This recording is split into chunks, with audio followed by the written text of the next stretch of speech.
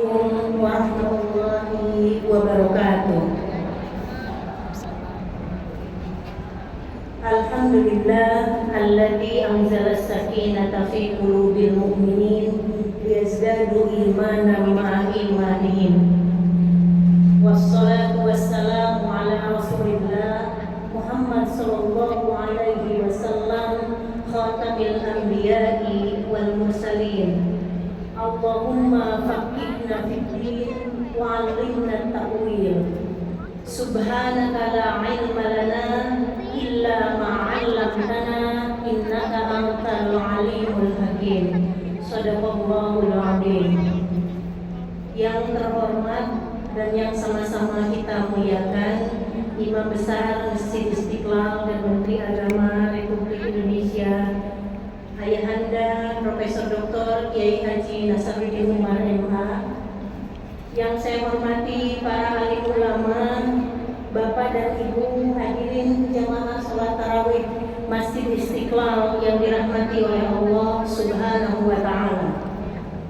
Kita bersyukur kepada Allah Subhanahu wa Ta'ala atas hidayah dan inayahnya, atas kesehatan, kesempatan, dan kemampuan yang diberikan kepada kita semuanya.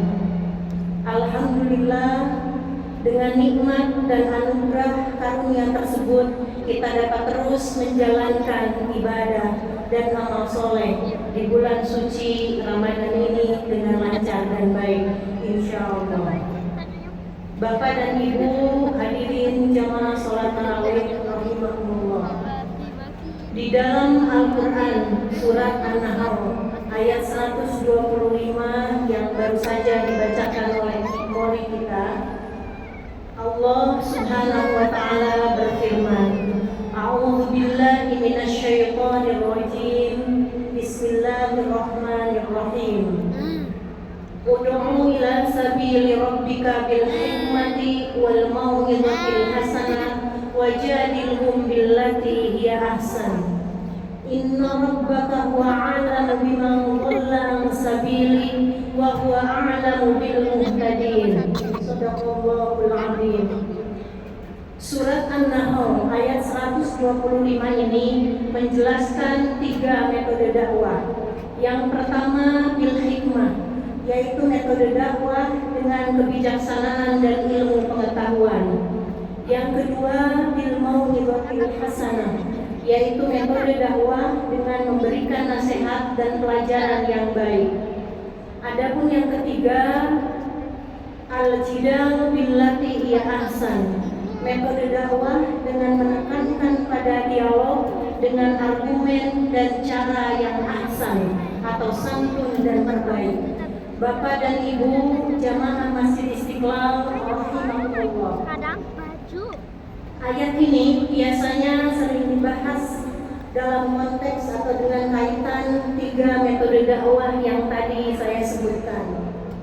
Dalam kesempatan malam ini, saya ingin meletakkan dan memaknai ayat tersebut dalam konteks masyarakat yang terpolarisasi sesuai tema tausiah Ramadan malam ini yang diberikan oleh panitia dan pengurus Masjid Istiqlal. Bapak dan Ibu hadirin jamaah tarawih yang dirahmati oleh Allah Subhanahu wa Ta'ala.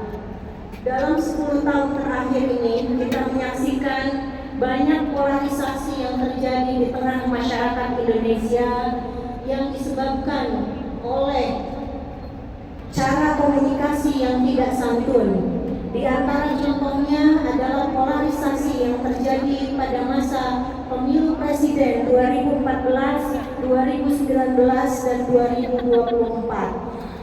Tentu yang menjadi persoalan bukan terletak pada perbedaan pendapat, perbedaan pilihan, atau perbedaan sudut pandang dalam isu tertentu, tetapi yang menjadi persoalan adalah cara mengkomunikasikan perbedaan pendapat tersebut. Seringkali polarisasi itu terjadi karena menggunakan kata-kata yang tidak santun di ruang publik, termasuk di sosial media. Tujuannya untuk merendahkan atau menjatuhkan pihak yang berbeda pendapat atau berbeda pilihan, sehingga hal tersebut dapat menggiring pada ketegangan antar kelompok yang berbeda pendapat, bahkan perpecahan di tengah masyarakat.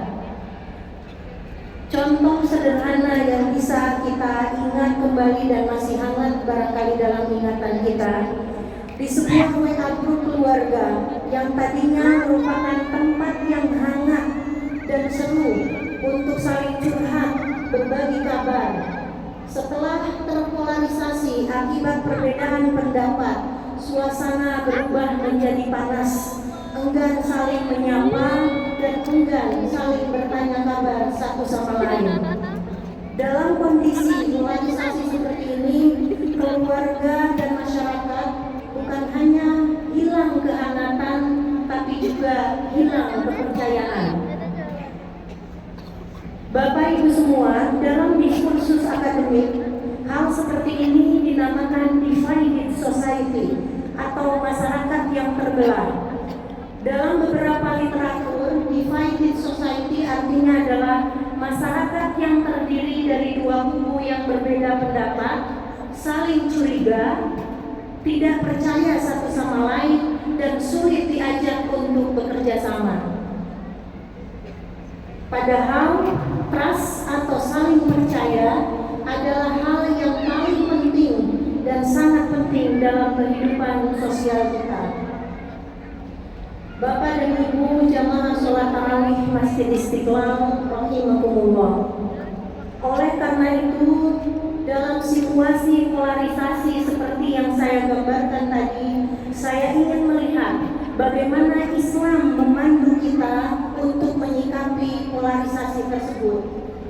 Ayat 125 surat An-Nahl bisa dimaknai sebagai 3 cara komunikasi yang santun untuk menyampaikan pendapat yang berbeda. Yang pertama adalah cara berkomunikasi al-hikmah.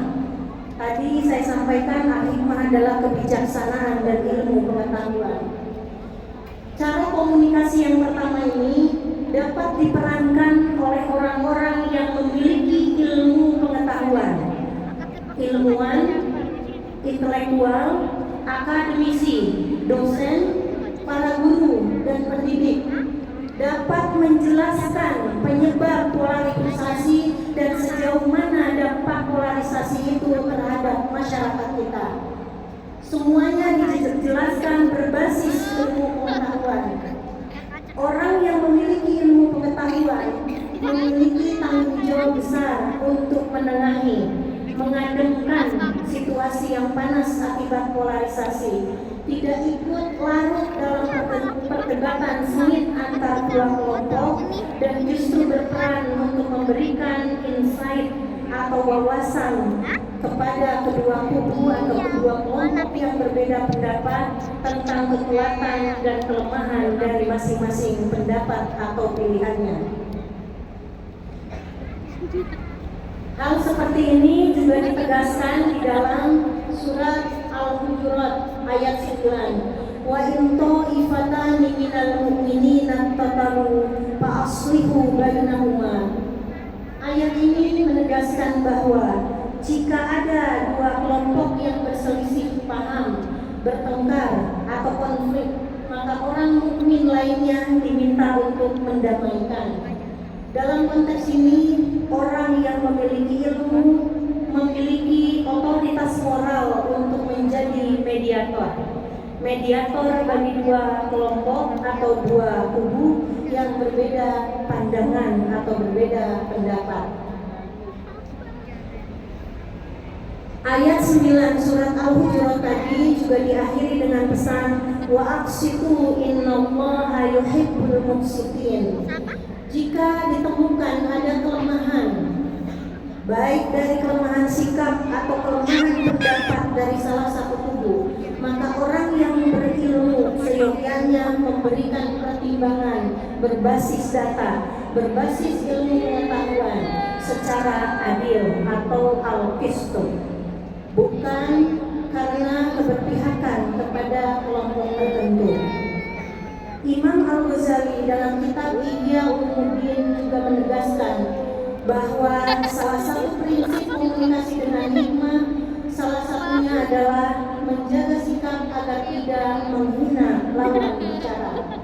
Imam Al-Ghazali mengajarkan bahwa lawan bicara harus disikapi dengan bihasanil khuluqi, dengan sikap yang baik, wal hilmi, dengan kelembutan, agar ia mengatakan fa inna dzalika yunfi al-bughd wa yadfa'u al-furqa, agar hal itu dapat menghilangkan kebencian dan mencegah perpecahan antara dua kelompok yang berbeda pandangan. Bapak dan Ibu hadirin jamaah sholat tarawih rahimakumullah. Cara komunikasi yang kedua yaitu al-mau'izah al-hasanah, nasihat dan pelajaran yang baik. Cara komunikasi yang kedua ini diharapkan dapat dilakukan oleh orang-orang yang memiliki kedudukan, kekuasaan di tengah masyarakat.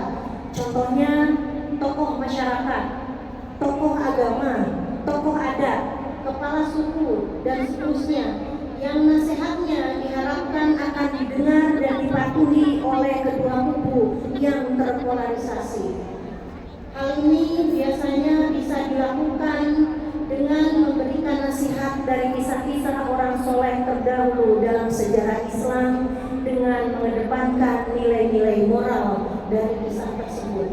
Bisa juga nasihat disampaikan dengan empati, bukan dengan cara menghakimi atau mencela pihak yang diberi nasihat.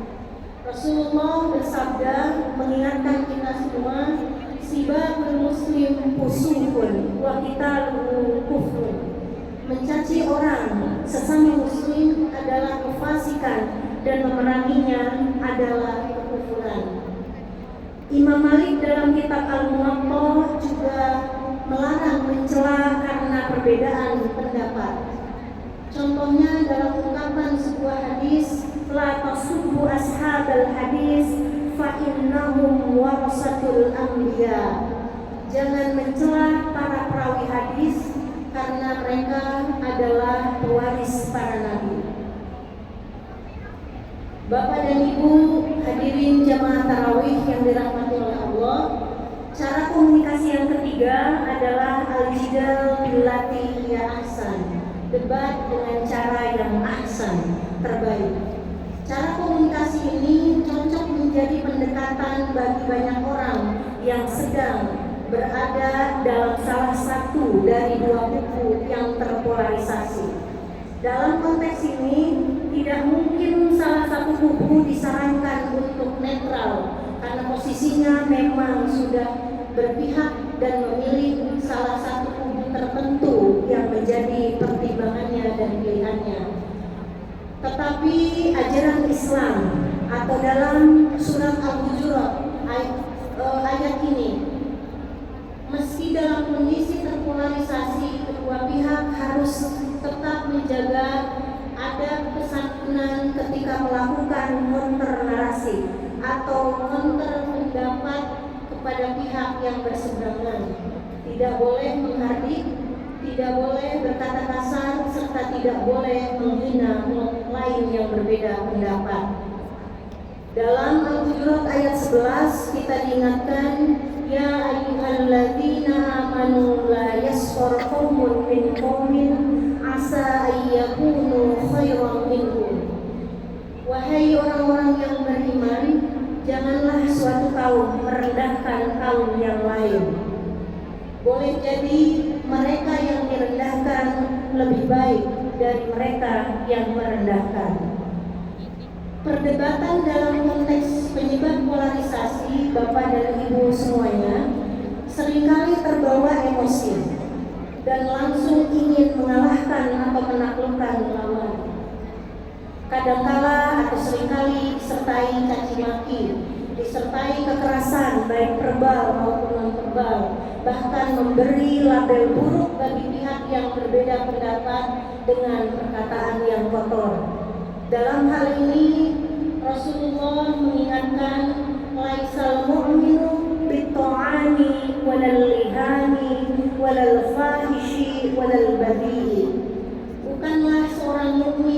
banyak mencela orang mukmin lainnya, banyak mengutuk, banyak berbuat keji, dan banyak berkata kotor. Bapak dan Ibu jamaah tarawih Masjid Istiqlal rahimakumullah.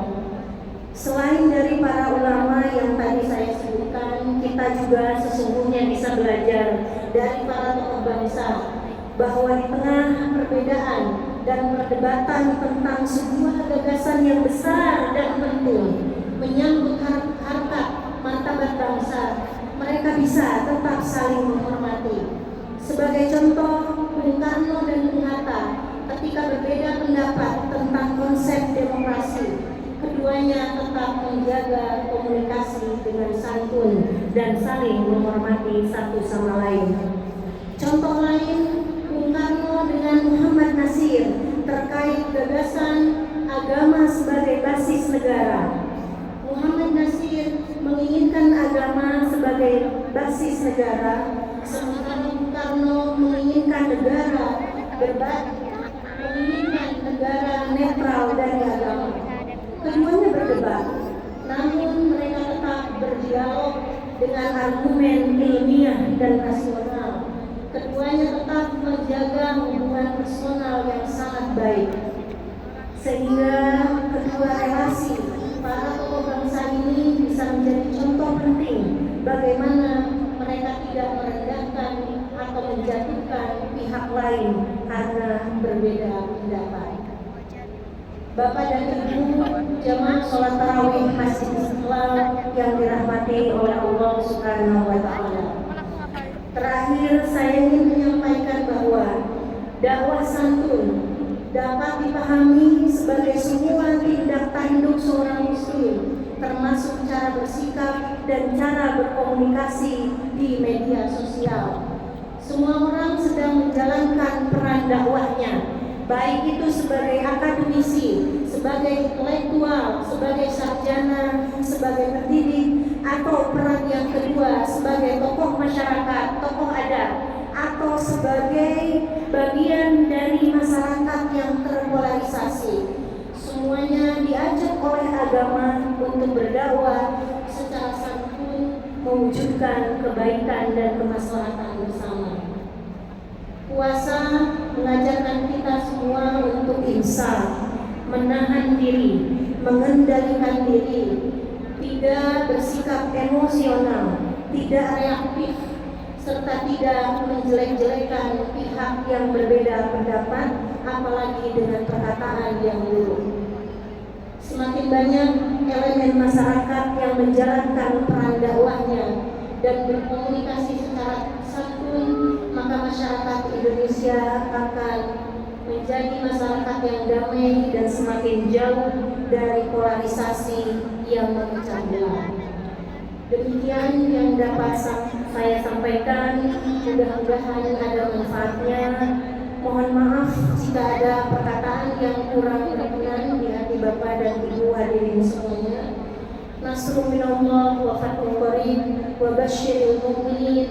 Wassalamualaikum warahmatullahi ta'ala wabarakatuh. Allahumma shalli ala sayyidina Muhammad.